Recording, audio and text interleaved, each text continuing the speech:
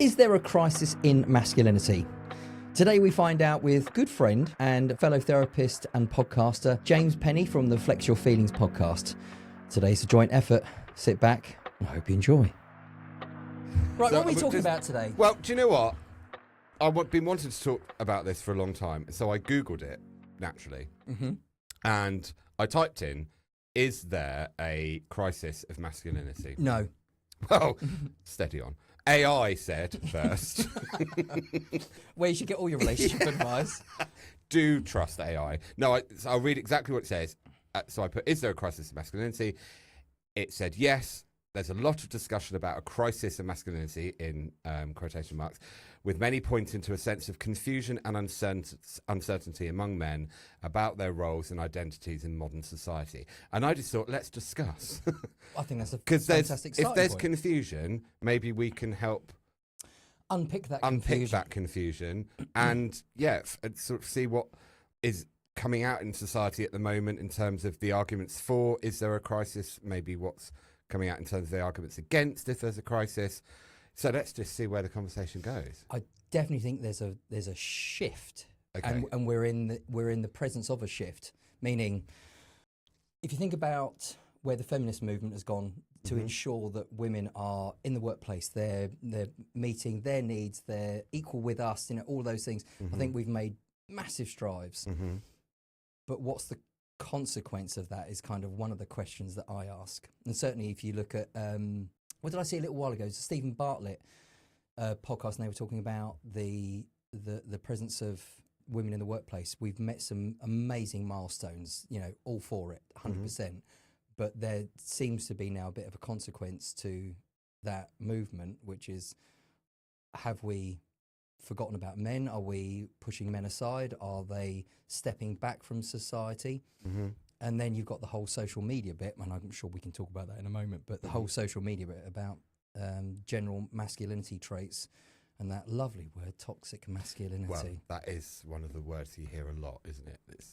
The phrase is used a lot. I don't know if it's used by people that really know what it is. I don't know if I actually entirely know what that means, but my understanding is to do with elements of the masculine, sort of traditional masculine stereotypes that are perceived as aggressive, or I don't know. How would you describe it? I'm not entirely sure if I feel like I can speak on it. I think it's probably worth noting a little bit of history because I'm old. Yeah. Well, these youthful good looks. I love a bit of history. Let's dive in. Well, if I cast back to when I was 15 to 17 years old. Rough ballpark decade. A very long time ago.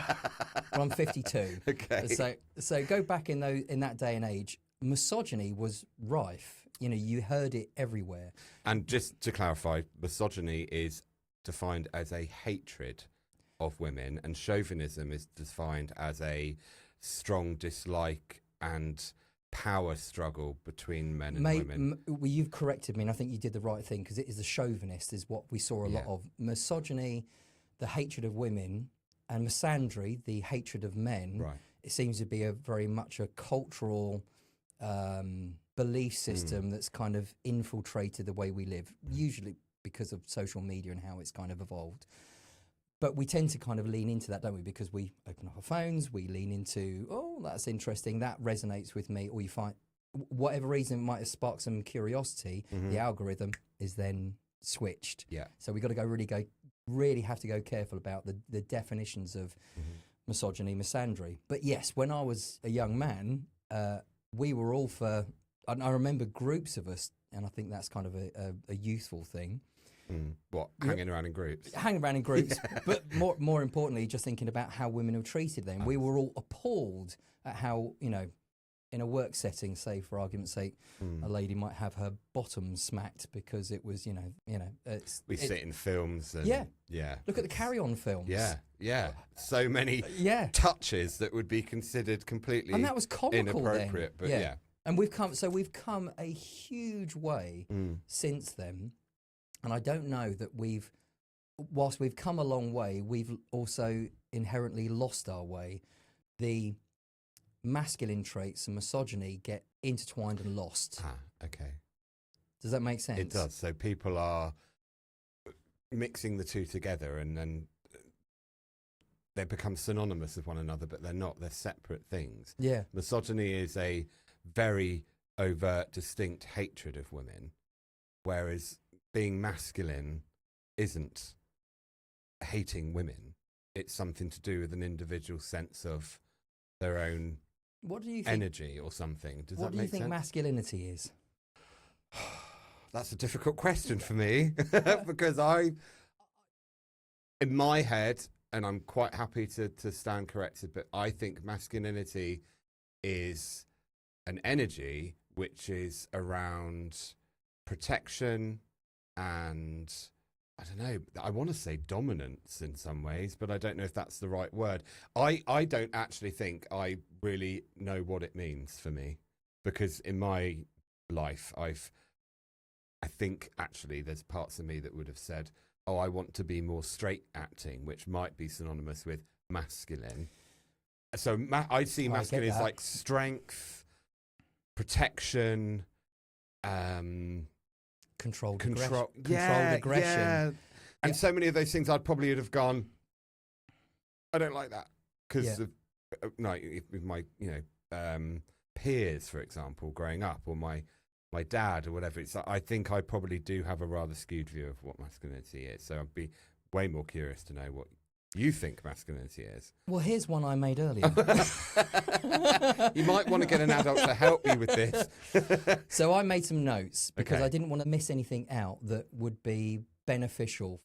I want to paint a picture of some research that I think depicts what masculinity is, that also is exhibited in feminine, but not as much. Yeah. Because we are in this, look, I used the work setting as an example earlier. That's a good example.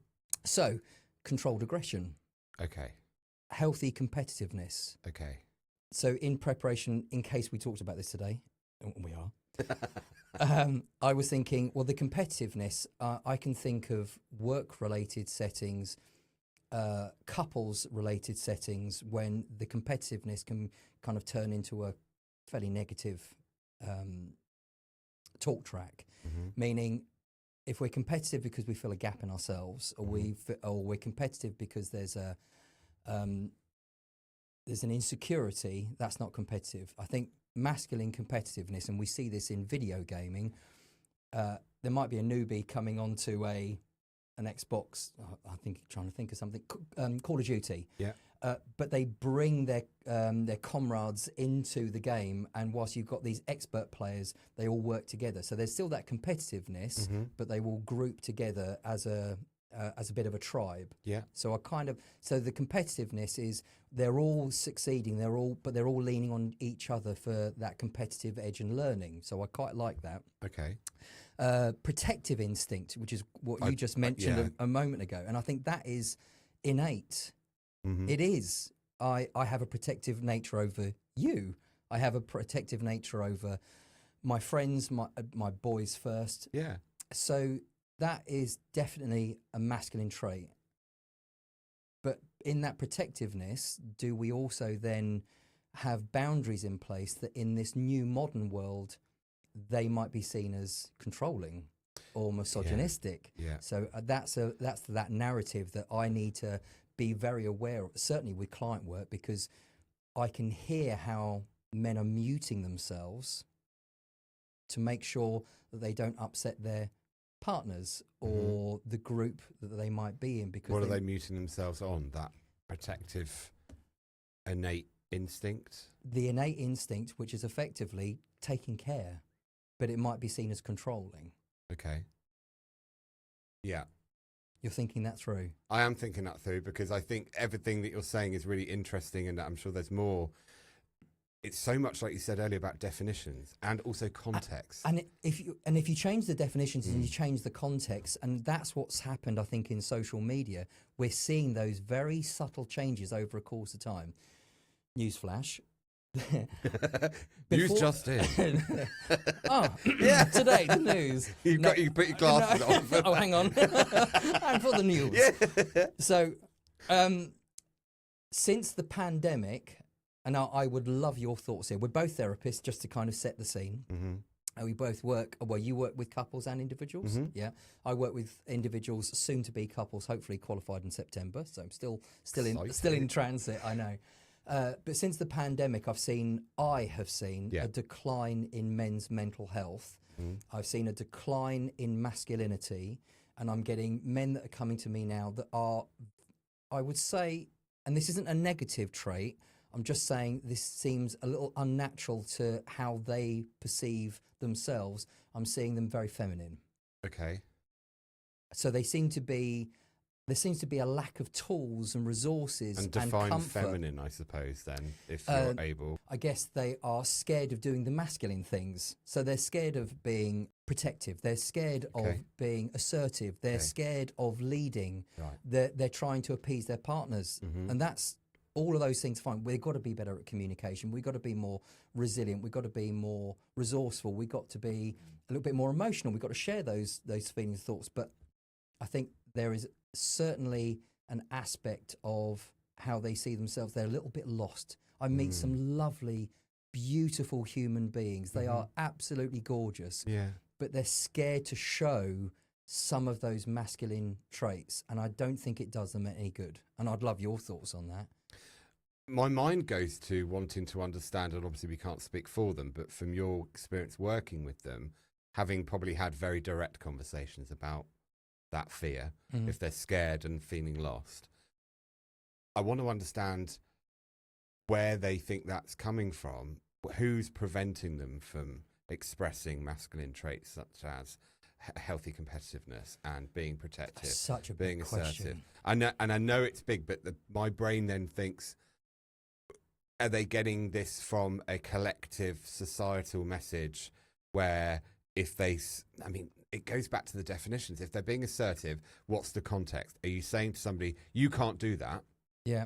And then somebody says, well, no, I will, because that's my right to choose, so I will do that. No, I forbid it. Yeah. Or we're talking about something else. And I love that, because what you're outlining is the boundaries. And I use this analogy in therapy, because when I hear guys saying, and girls, I work with both sexes, but it seems to be going more male route, because to your AI, are we in a crisis? I genuinely think that we might be, and it might be a big reorder, I don't know.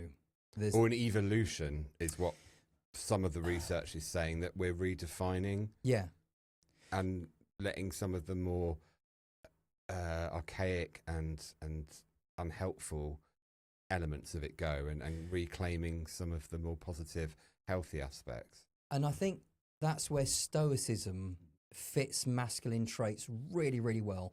The laws of logic, you know, there's no middle. There's, you know, A equals A.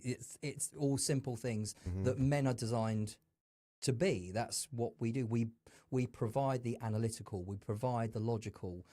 And the feminine movement, or feminist, let me get this right, women provide the feminine, which is more emotional, tactile, loving, caring, compassionate, nurturing. All of those things are essential. Now, in balance and harmony, I suppose. You've hit the nail on the head. It's the whole yin and yang, isn't it? Yeah, and because we have both energies, and so do women. Yeah. But then if there's an imbalance, or one energy is more dominant and it's, I guess, a destructive force, that's throwing everything out of sync. Just as you said that then, I was thinking that reminds me of the competitive nature that we're seeing in the world. You know, and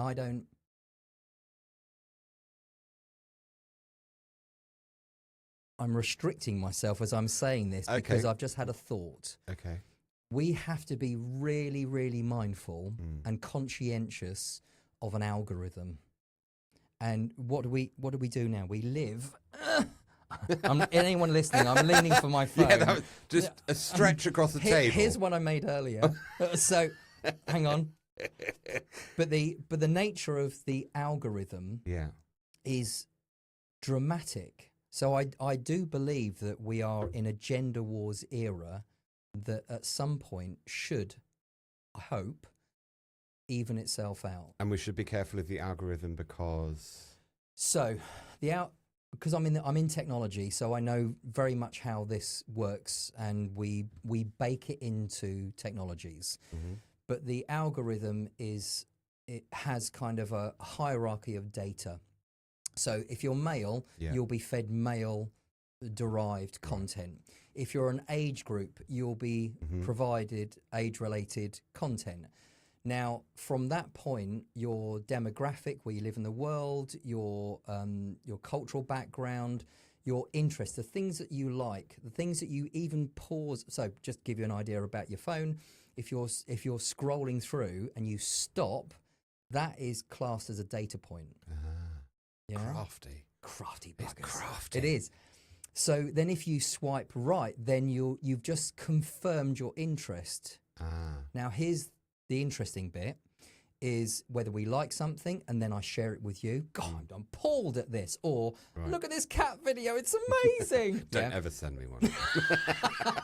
Noted. Instantly deleted. Blocked, I would say. Yeah. Sorry, who are you? I can only see one tick and his photo's disappeared. Hello. Yeah. But essentially, that data is being collated. Right. And I think that was a really good illustration. Yeah. We don't fully understand that the algorithm doesn't understand what we've actually liked or we've had a curiosity over. It's just a movement of so swiping or the pausing. It's not in our psyche per se. It's just going on the technological bit of it. Is that what you mean? Yeah, exactly. And just think about the negative sides of that for just 1 second. No, I'll give you 10 seconds. So just think of that's all right. I'm good like that. So you could be absolutely appalled at a pimple popping. I know. But why did you pick the most horrific example there? And the reason why I choose it is because what do you get after that? Pimple popping. Fucking things won't go away. Yeah. Yeah. Yeah. You don't like it. So, but the algorithm still shows you it. Correct. Okay. So that's what happens globally, and so it picks up the narrative and says, James, you love pimple popping, so we're going to now and then those no, I don't. I'm covering my phone. I'm like, shh, what? No listening. Well, it does. Oh God, I'm going to get some awful videos. I learned something new a little while ago, and it was about a year ago, to be absolutely honest with you. If you've got the app, your microphone's open, so it is listening to that. So if you say cat food, cat food, cat food, cat food, you will get adverts on cat food or pimple popping. And so will I now, because I've said it too much. Well, at least we can be miserable together. But the reality of it is your microphone's open. Yeah. So you'll get that narrative, and that's what's happening from a male, female, masculine, feminine perspective. We're being fed a narrative, not because it's right or wrong, because the algorithms think that's what you are interested in. And so just to summarize, what you're saying is that it has a huge influence on individuals when they're trying to make sense of the world and how they fit into it. Yeah. That even though they're,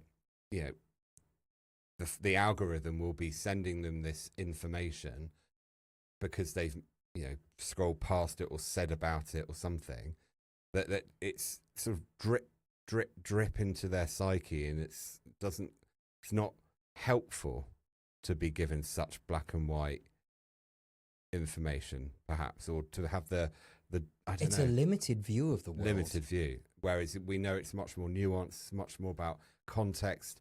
We've got to be careful not to overgeneralize.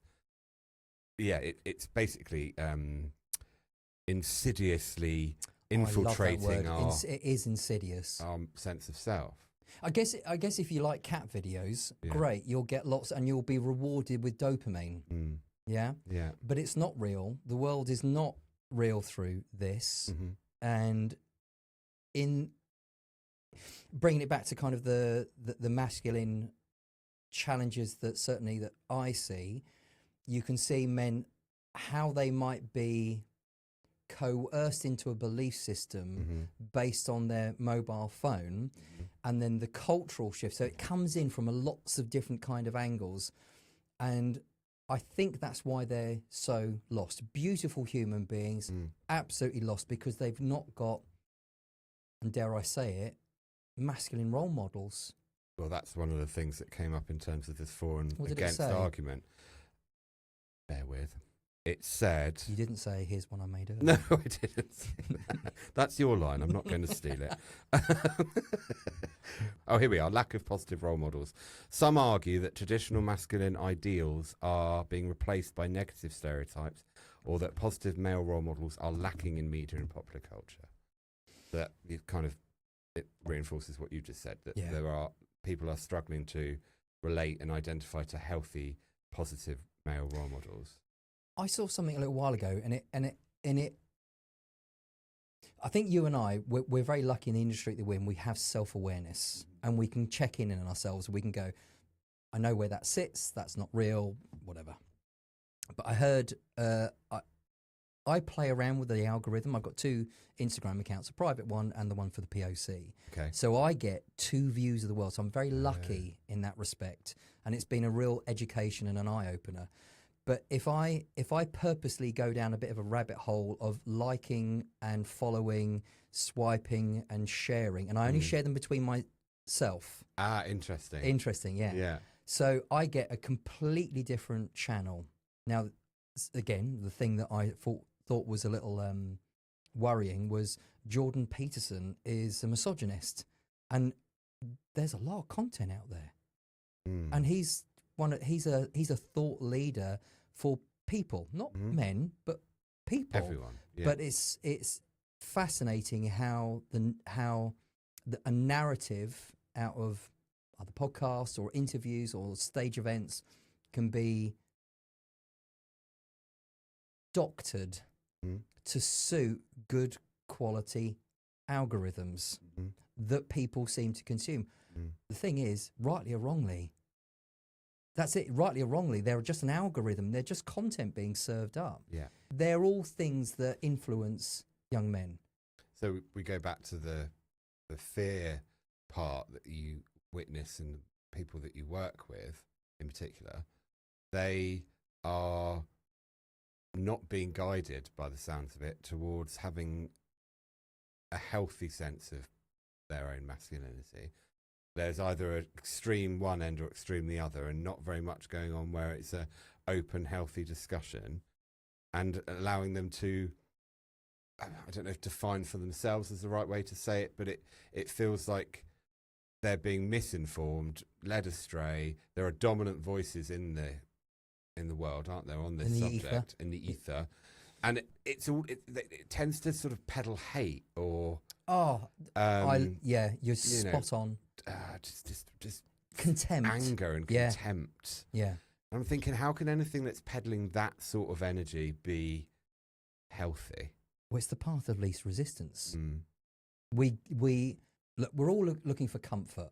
Okay, if we are in a position where we see a narrative on the internet, or our family setting, or our partners, male, female, makes no difference. We're all influenced. Social media is certainly one aspect of it, but I was going to actually ask you the question why you think that is, because I've had an opportunity to learn some hard inalienable truths over the last 2 years. I've got 2 boys, so I'm really conscientious about the world that they're going into, which is not the world that I lived back when I was 15 years old. I was all for women's rights and equality and what's the word you used? We have to cut this bit out. What's the word you used? Not misogyny. Can't cut anything out. Chauvinism. Chauvinism. Chauvinism. There's another word, isn't there? Sexism. Sexism. I prefer that for some reason. Because I think it works both ways. Okay, so you can pertain to either male or female. Yeah. Yeah. Okay. I think there probably is a word for chauvinism in the opposite way. We can cut this bit out. But because it's a male show. So let me just define this, because... But they're good points, aren't they? Yeah.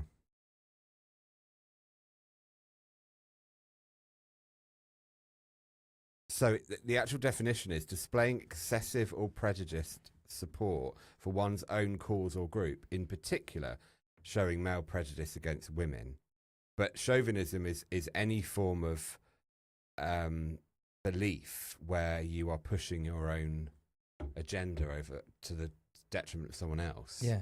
But that's why people would say male chauvinist. So they'd have to put female chauvinist. Female chauvinist, I suppose. Have we just made a word up, or does that exist? Should we research that? Yeah, have a little tap on your keyboard. Yeah, chauvinism is an unreasonable belief in the superiority and dominance of one's own group of people. So it can apply to either. So when we're saying chauvinistic, we should be really saying either male chauvinist or the definition female chauvinism. There is female. Yeah, chauvinism. there is. Yeah. So I'm looking at both, and we're talking about the feminist movement. Some extremists within that group would have not a extreme hatred, but a contempt for men. So they're pushing their group. So do you remember the other? Do you know what I mean? Sorry. Yeah, no, you're absolutely spot on. I'm just garbling that out. That's the way I try and understand something, is my thought stream. Well, I said to you that that I have my 2 different channels, and I try out different algorithms, and it's a really easy way to reset it. You just start liking. You search for something, you start liking it, you can reset your algorithm. And I was curious about the misandric movement that seems to be increasing in popularity. And I'm not saying that it's a choice. I think it's we collectively have created the problem. I think we're doing women a disjustice. We're doing men a service. We are, from a society perspective, we've lost community, we've lost neighbours, we've lost families. Yeah. Some of my drivers are making sure that I've got a happy family and 2 boys, and I want nothing more to have that kind of hierarchy of our family, which involves a lady and a man and children. In your archetype. Yeah. But I think it's a good benchmark. Now, I know there can be lots of permutations. You would be an amazing dad. So I wouldn't. You would. Did I mention I don't know where you get that from, Did Sunshine? I mention I wanted a babysitter? Oh, it's all becoming clear now, isn't it? My dastardly You would plan. be so good. I really want to go out tonight. Anyway, now you know my master plan. No. But no, of course I would. But I think there's something tangible in some of the, it's not old-fashioned, I think it's, what's the word? Conventional, that still works really well in this day and age. And actually, I think we're leaning into it. We need some of the conventional back, some of the community, loving your neighbour. I agree wholeheartedly with the community aspect. I think we need to stop living in such an individualistic way, in such an isolated way. I mean, it takes a village, people. Get it? Yeah, I do. Oh, that's it. It's not funny enough, though, James, is it? Come up with better material. Do you want me to stand up and do the YMCA dance? Just do a little one. I've lost my train of thought. So basically, it takes a village. It does take a village, and that is, I agree. But I think we're surpassing and evolving beyond, perhaps, the gender elements in some ways, but in other ways, we are allowed to be different, and it's okay to be different. We don't all want to be the same. I think we're growing, and I think we're becoming more acceptable. The diversity is becoming more normalised. That I'm 100% behind. But it's not in spite of what has worked. Just as well as it should be. It should be incumbent of my view. And I think if and I was going to ask you that question. So why men might feel less masculine? I was going to pose the question. From something you said about 3 to 5 minutes ago. Can you remember the talk track? No. Okay. So what I was going to say, but just thinking about that, how are things changing? How are men becoming emasculated? How do they believe that they become emasculated? So social media was one of those aspects that I think I brought into the equation. There is a definite cultural shift about this men v women, the war of the sexes, which I think is, you can hear it in conversation, which I think is a crying shame, because we are perfect together. We truly are perfect together. But I also think that there's more of an educational side of it, which I've only been made aware of in the last 12 to 18 months. And I'm going to gloss over this very quickly because I don't want to get into political, but it is a worrying trend, and I think we hit a peak. What's the worrying trend? Which Oh, I'm coming to. Just hold I'm on. so sorry. That's all right. I was thinking, have I missed it? No, I didn't say it. I'm getting there. Yeah. Let's backpedal and get this right. So we're seeing the kind of this DEI across every aspect of NHS, government, and now schools. So to give you a good example, December last year, I got an email from the school saying we're going to do sex education, and we've got these other aspects of the lessons that are going to be provided. And knowing how I feel about sex education and some of the cultural shifts, I want to try and keep my boys grounded. So I declined. Said, thanks very much. Perfect email. Thanks for explaining. I'm opting out. I was called into the school. Right. You can't opt out. Okay. But your email says, and I've got it, we've got months worth of back and forth and meetings with the school. Very long story short, a few meetings, one-to-one with the head of year for sex education, and this is really important, otherwise it makes it a completely moot point. It is... Willing you to get there. Oh, so am I. Life sciences. Oh. Sounds quite innocuous, right? I said, I'd love to learn a little bit more about the life sciences. They gave me a PowerPoint presentation. This is what we're going to be teaching your son. Okay. So at the age of 13, girls will be taught women's rights and the feminist movement, and boys are being taught misogyny, how to not be misogynist. Right. So women are being taught women's empowerment and to be... Strong, independent women, but men are taught to... But they're not being taught how to be strong, independent men.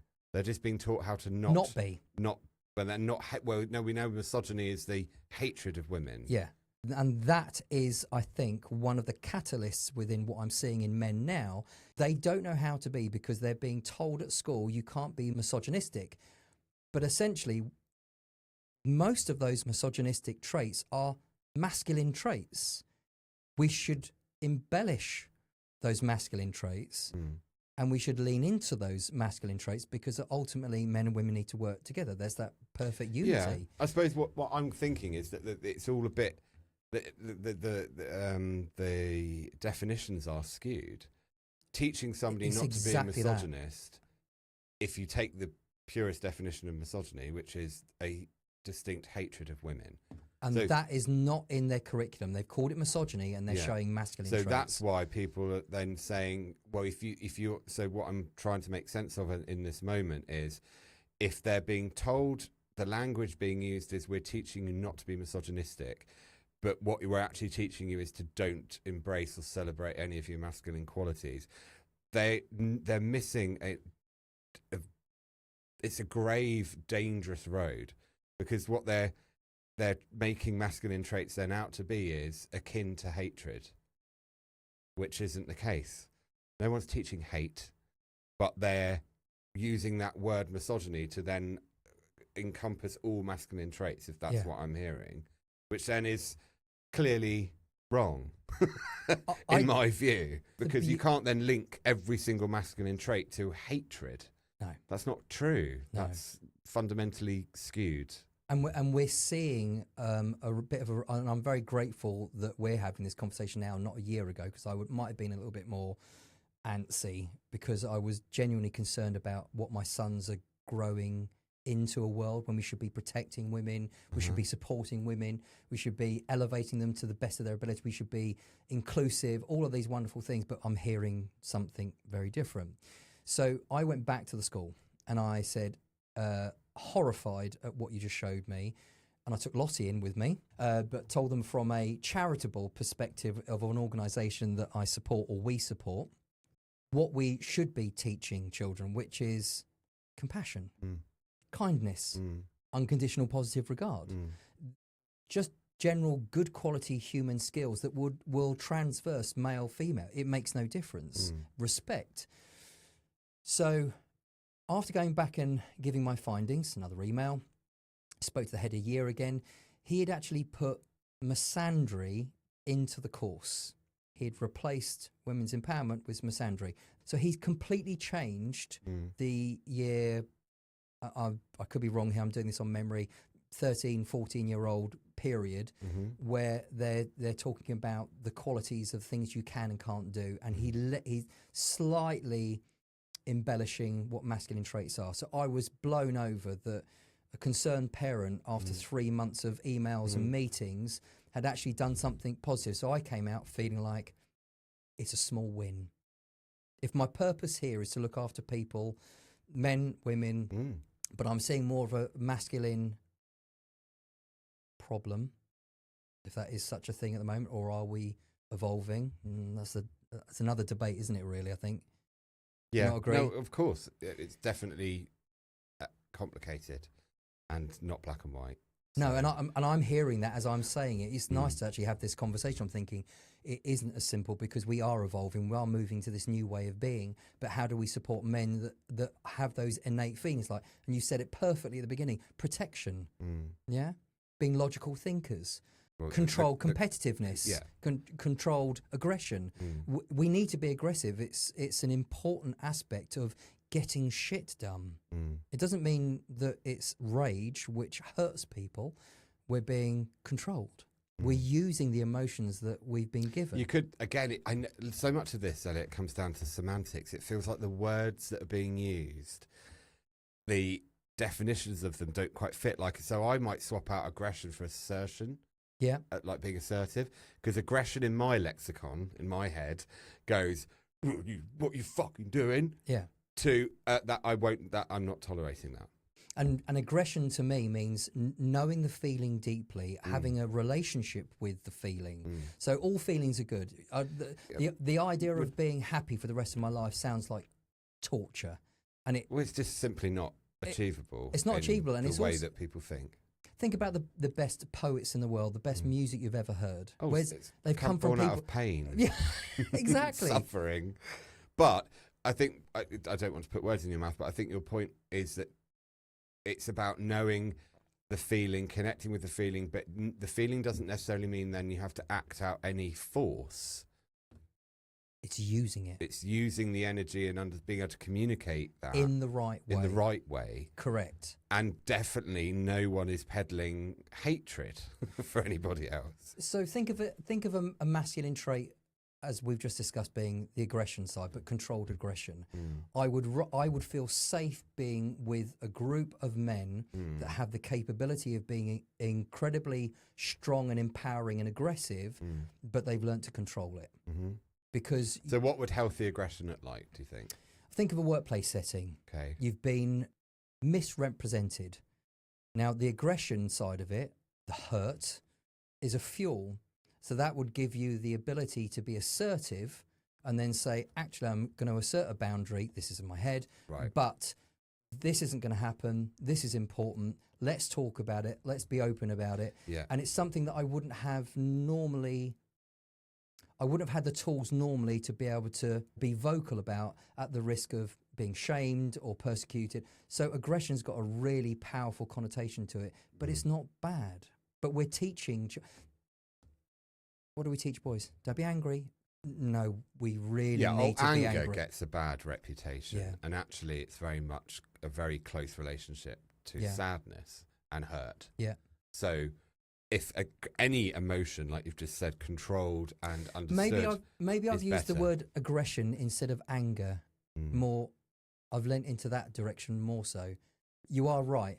Anger needs to be something that we almost embellish. Well, it alerts us to something feeling wrong, an injustice. But we're self-aware enough to say, "Oh, I'm experiencing anger. Not I am angry. This is anger. What's going on for me?" As an example, just trying to connect with the feeling. One, it's not a call to action, so then you have to go around throwing things about and completely disintegrating, or dysregulating. But then it's also saying, well, what is it telling me that needs to happen? Do I need to voice my opinion? Do I need to take some action to protect someone or something? Do I need to write an email that after I've had 24 hours to think about it? Write the email, don't send it. Don't send it. Yes, please don't send it. Is that our top tip off. from today? Yeah. We've taken 40 whatever minutes of conversation, and that's finally what we've crystallized.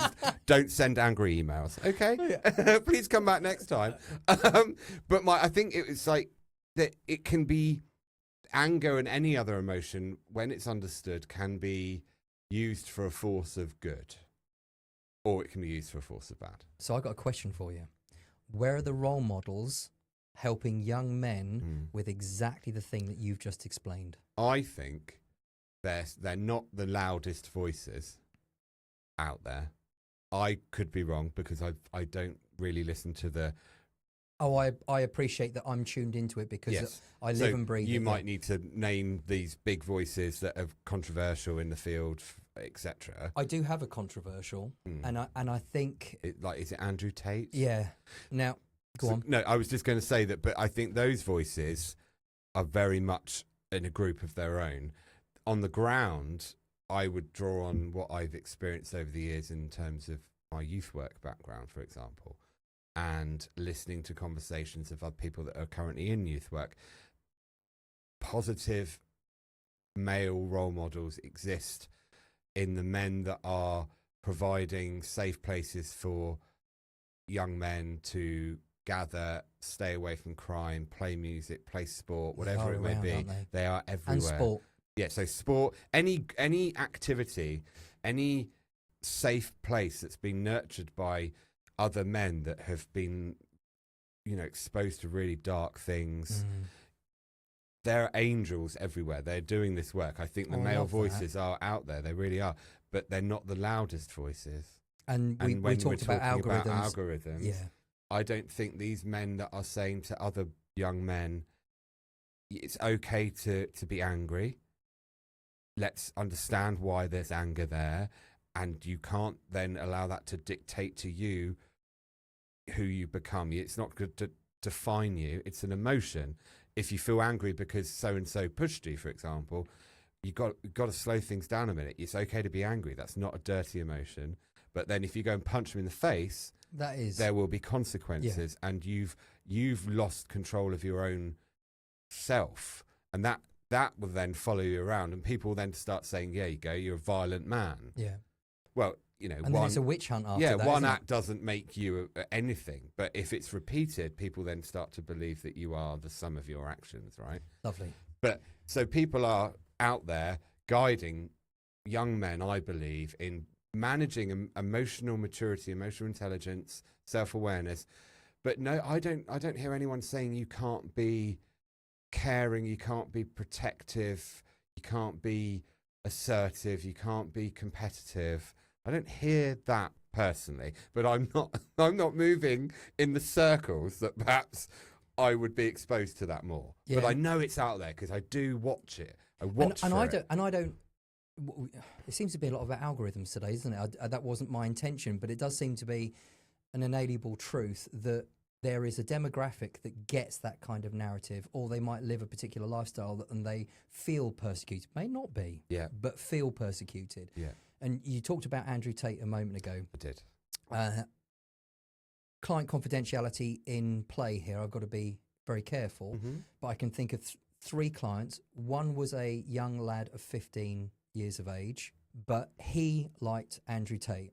Non-judgmental and a non-directive counsellor. So I'm not telling him what he thinks or feels is right or wrong. Entering his world and understanding it from... Unconditional. Yeah.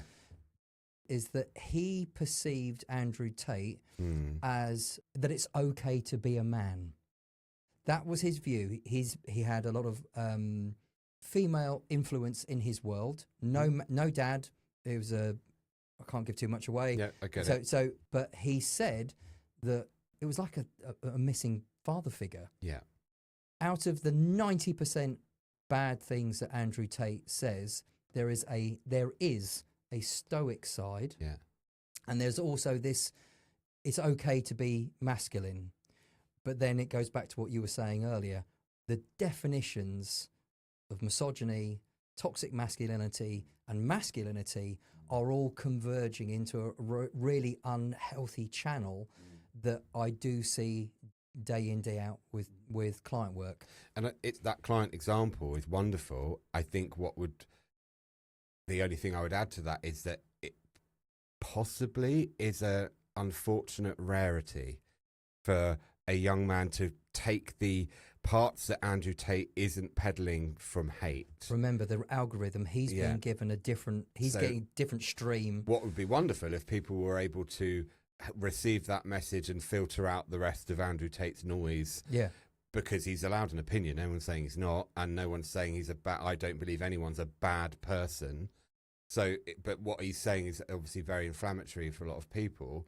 But this young client you spoke about sort of filtered all of that out and went, no, he gave me permission for my story to be a man. Yeah. And that's lovely. But I feel it's rarer. I don't. If you lined however many people that Andrew Tate, how much of it would be they listening to the other stuff that you've just said, the 90%, not the 10%? And it goes back to exactly what I was saying before. If we're appalled at something, we're gonna take notice. Yeah, and then you start, and then you'll be fed what. Yeah. And so maybe some of the masculine trait, maybe some of the masculine issues that we're seeing is an educational thing. Learn the world by, I don't know, your rugby coach. Learn the world from a group that you want to join. Be involved in the community. And it all sounds a little bit kind of pathetic in some respects, but I have a really strong passion about give back, serve people. That's a masculine trait. You don't need thanks for it. It's not about validating you. Oh, suddenly feel more masculine. I never thought I'd say that. No, I'm kidding. I do actually, profoundly agree. I think that's a really healthy way to look at it, but in no way would I ever equate that to toxicity. So that's nice to actually then think, oh, maybe there is a nice masculine energy from being in an act of service. I guess knowing that we don't have those masculine role models, or we need to redefine what those role models are. We need to be educating young people, young men and women better. We're doing them such a disservice. And it was something I spoke to the school. I have a lot of chats with the school. Don't have kids, by the way. Well, I'm not going to accidentally have any. You never know. Yeah, all right, okay. But very, very, very, very, very unlikely. Is it? I would say impossible. Okay, all right, fair enough. But I was speaking to one of the teachers just 2 weeks ago, and I said, I posed the question. I said, how do you feel about the 13 to 16-year-old girls that, and I said, and I'm sorry, but I have to look away, but that girl there, that you can see her bum cheeks from, because her skirt is so short, that you're, how do you, and she goes, oh, it's a real problem at the moment. And I said, tell me more. She goes, well, it's peer pressure. So, yeah, get that, peer pressure. They want to be attractive, they want to be liked, they want to be, they don't want to miss out on what their friends are doing. Yeah. Get all that. And I said, how do you think it's affecting girls? She didn't have an answer. And I said, do you think that it's representing them in the way that they need to be represented? We spent decades trying to stop men objectifying women, but now we've stepped back because we don't do that anymore. Women are now objectifying themselves. We're doing something really wrong. We are doing children a disservice massively, and we've got a lack of role models. And I think it comes back to what I was trying to say before we lost our talk track. I lost my talk track. It's the whole educational bit. Yeah. There needs to be a little bit of a reconfiguration, and maybe the school, my local school, bringing in misandry in line with misogyny to talk about those that... Something in me is just going... Like my heckles are going up like a cat. Like, but it's why are better, we even using those words? I know, but it's better than just alienating... Whose thoughts, baby... let's talk about misogyny. And even though it was a breakthrough for you and then bringing in misandry, I get it. It's a little but step. My God, why are you even bothering? When look forward, like how do role models what would you talking about? I would not overcomplicate it. In what way? Well, I would encourage everyone to be kind and encouraging of one another. It's not necessarily, I know that there's a part of being a teenager in particular where you are developing, transforming, so much is happening in your brain. So from a neurological perspective, a lot is happening. But I don't think some of the, you know how earlier we said it was complicated and it's nuanced. I think sometimes that can be used as a mechanism for preventing us seeing clearly. Like, I don't think it's actually that difficult. The way I watch you parenting your children, I'm like, that's a wonderful male role model. Yeah. But I wouldn't then say that the way I am with the children is any different, the limited time I've spent with them, but how I am with any child. I want to know them. Yeah. I like to get to know them. I like to laugh with them. I like to help them work through their stuff. And if there are times when they feel angry, it's never like, now don't be angry, you're a little misogynist. It never comes into my head. It's just, talk to me. Yeah. But then I'll give affection freely too. I've seen you give affection freely to your children. And to you. And to me. Yeah. And that's, I don't think necessarily it makes it masculine or feminine. It's just you. Yeah. You give that affection because that's who you are. You've found yourself in this industry, this field. I like that. I'm going to write that down. Because you're who I'm in you this are. field. But we can get lost in the debate when actually I think just encourage children. Be supportive. You can encourage competitiveness in a healthy way. Come on, like, if you're playing sport, for example, it's like, keep going. Yeah. You know, come on, you can do this. You've got this. It's not bring the fuckers down. It's more. But that word encouragement, I love because it transcends everyone, male, female, makes no difference. But if we go down that negative talk track with masculine traits, I think the byproduct is probably what we're seeing a little bit more so of now. As I say, since the pandemic, everything's gone online, and I think we've kind of fallen into that category. But you made me chuckle a minute ago because you were saying about how to be, and it almost feels like ABC level 2. Now, children. But do you see what I mean? Are you sitting comfortably? It's accepting people for what they are. It's not difficult. It's not difficult, yeah. But what if level 2? Yeah. Oh, and for people that I guess don't know this, when you're on a counselling course, you have different levels. Yeah. Level 2 is effectively the entry level. It's the core how skills. How to listen effectively. Well, you've taught it, haven't you? So yeah. Is that right? It's I say basic, but not with negative connotations. Correct. It's the foundational understanding of how we effectively in this listen. Field. Yes, in this field. We're in a field. We're not fields. Like, I love an open field. I don't know about you. Well, but, I don't know where we're going with that. But yeah, it's the foundational level of how to effectively listen. Yeah. But it's not actually hard. No. It's just different to what you get taught in other places. But what it's not doing is berating others that they're wrong. Never. And I think when you talked about that simplicity, I think you're absolutely spot on. And part of me then thinks, there are going to be a lot of people out there that will obviously be so much invested in the debate. But there's this phrase that I've taken from some of my spiritual interests, and it's that complexity is of the ego. Ooh. So anything that we get so complicated about is because the ego is driving the show. Whereas actually, if you just tap into the force within us that's underneath all of the noise, which is an innately good force, I believe, it's actually quite simple. Care about one another, treat other people kindly with respect, don't violate people, don't be violent, don't, I guess you could say it sounds somewhat traditional in Christian terms or whatever, but it's just very simple. Be respectful, be kind, be compassionate, be caring, listen, learn, be curious. Where do I sign up? And to me, it never then, I think why I struggled at the beginning of the podcast of that I don't know how to define masculinity is because I don't think I use those metrics in my head. Yeah. I just say I'm me. Yeah.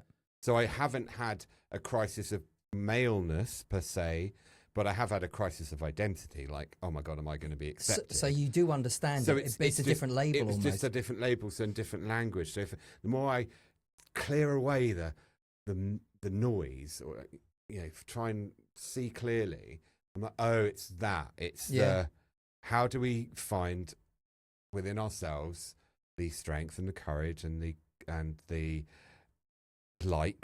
for oneself and the self-belief, and we want to also encourage people to find that for themselves. Like community, we hold and lift each other up.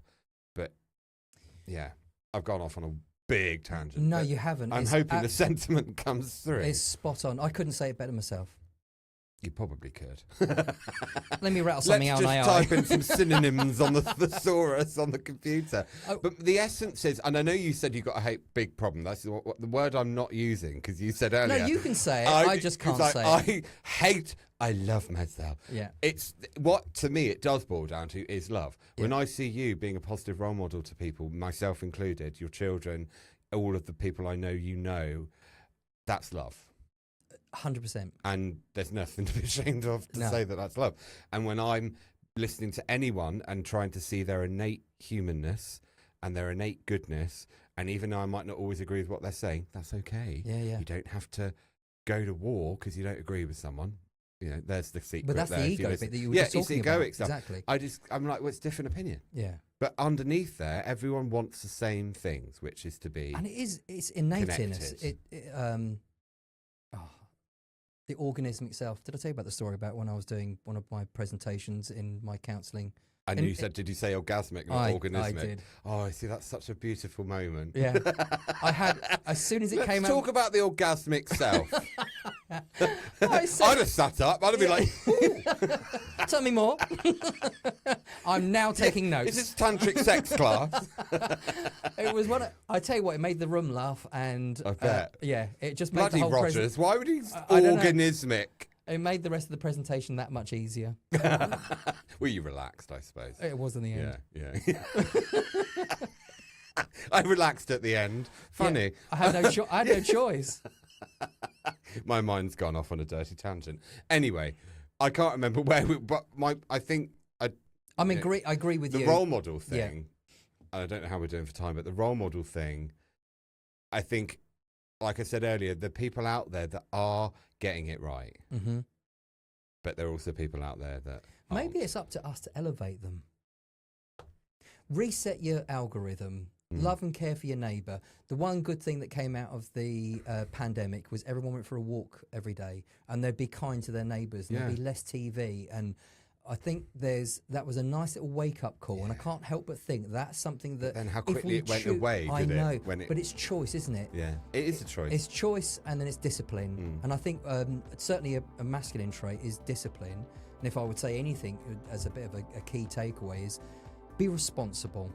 Be disciplined, make friends, talk to other men, find a counsellor. It's not scary stuff. It's about finding a platform to be open and honest about the things that you either might be fearful of being or saying because at the risk of being persecuted or vilified. Yeah.